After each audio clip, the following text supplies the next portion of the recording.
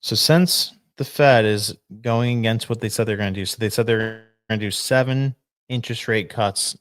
Um, I think they said last year or this year they're going to do that, and they only did like three, I think. So the rest of the world did what the Fed said they were going to do. So they cut rates, and what happens when the rest of the world cuts rates and the Federal Reserve doesn't? This right here, the DXY goes up, and that's a problem because that means that say you're, I don't know, Mexico, and you take out a bunch of dollars denominated loans, then you have to, like, when this goes from here to here, your repayments, like, it's like an adjustable interest rate, like it goes exponentially higher, and like then countries end up defaulting on loans. So every transaction in the world, pretty much, like you have to, if you're another country, you have to take your pesos or your I don't know, yen or whatever, and you have to go out and exchange it for dollars on the exchange rate, right? And then you have to, like like if Japan wants to buy something from Australia, Japan has to go exchange their yen for dollars, and then they paid Australia in dollars, right? So the yen has been just cratering compared to the dollar over the last year or two because they keep their rates at like negative. So when that happens, that like puts pressure. Like when this thing goes up, it puts pressure on the entire world. Like you probably heard Trump say before, like the dollar's getting too strong. So you see in 2022 when the dollar got too strong, that's when the stock market started to have a difficult time. And this gets into like a bigger thing where like, we always talk about who owns the Federal Reserve, what are their incentives, because I do not trust them for 1 second. And we're actually doing my next like deep dive episode that I'm making for the Rothschild series is going to be about the Federal Reserve. So we're 5 parts into that right now. If you haven't seen that yet, it's the playlist, "The Men Who Built, the Men Who Broke America."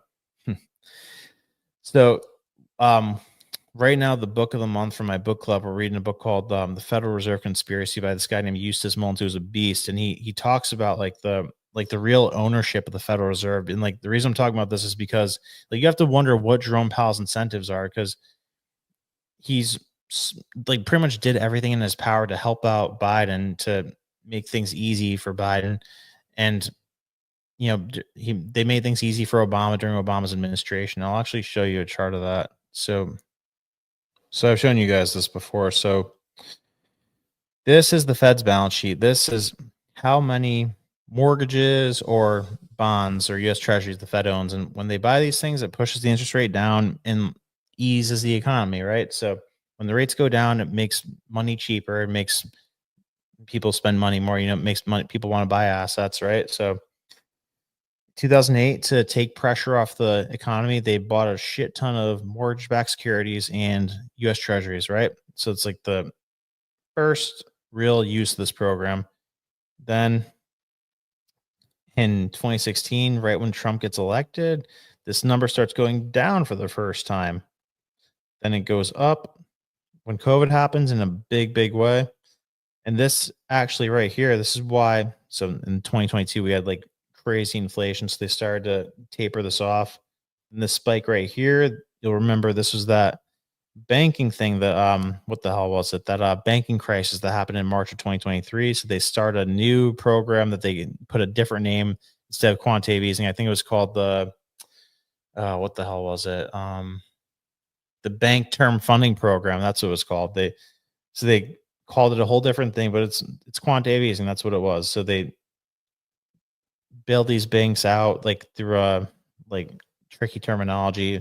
Then it starts going down again, and that's why mortgage rates are still going up, even though the Fed rate's going down, because they own a ton of mortgages with this stuff. This is what is it? $6 trillion, I believe. Yeah, $6 trillion worth of US treasuries and mortgages are owned by the Federal Reserve. So this is one mechanism that they're gonna pound Trump with. And then the other one is rates. So like this is easy for you guys to know. You guys probably know about this. Fed funds rate.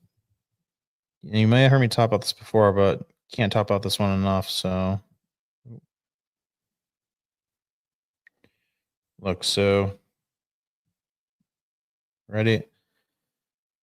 Like an entire presidency, Obama's entire presidency, shit stays at 0. Then right when Trump gets in the door, they start jacking it up, and then it 0 for a bit for the first 2 years of Biden's presidency, and then they jack it up again, like, real quick. Like, this was reckless here, how fast they put it up, and, but the funny thing about this is that people were still borrowing at 0% because, like, there's this thing called the yen carry trade where the, like, so Japan, they were like the first ones to do this quantitative easing thing because their economy just blew up in the 80s. And what's happening right now, since like our rates went up to 5%, everybody's saying like, oh, well, how's our market still at record levels with rates at 5%?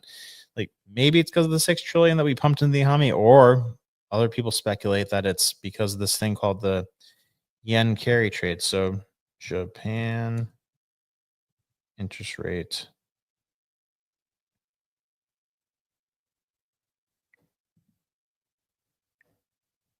So look at this. So this is Japan's interest rate, and a lot of people think that what's been happening since we jacked our rates up is that people like the big heavy hitters from Wall Street they borrow in yen, and then they convert their yen to dollars so they could effectively borrow at like 0.25% or borrow at like negative interest rates, which it was for, like the last 20 years, it was at 0.